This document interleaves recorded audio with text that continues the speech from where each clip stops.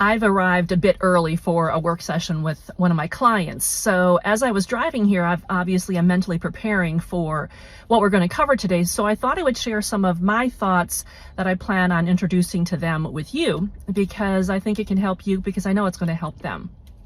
Today is part of a series of work sessions that I'm having with this client on developing their strategic plan. They've never done a strategic plan before. So a lot of the elements that we've been building, the mission, the vision, strategic priorities, we're starting some goals, are all, obviously things they've heard of, never used before. But today, we're specifically going to spend time talking about guiding principles. And the reason I wanted to share this with you is guiding principles are something that I have been working with my clients on the past 2 years more than ever, because guiding principles are so critical now in helping leaders think through decisions and actions before they make a decision or take action. They also are becoming incredibly important mentoring tools for next level leaders, for your team, and really for everybody. So what are guiding principles? Well, guiding principles, when I work with my clients, are very different than values.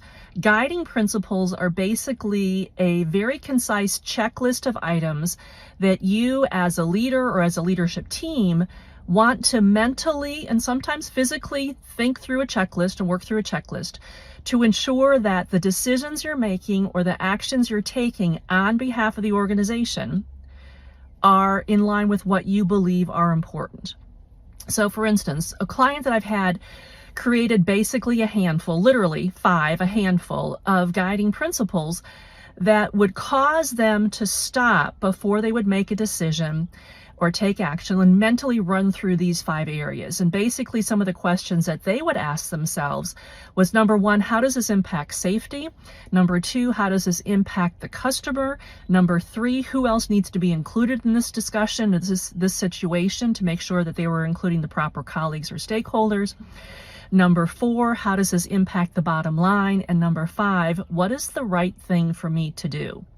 Now, those guiding principles are going to cause the leader, the leadership team, the people involved to stop and think about those questions, to come up with answers before they take action.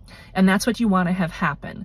And that's different than values. And I'll talk about those in a different session. But guiding principles are, what do you want to think about before you make a decision or take action on behalf of the organization?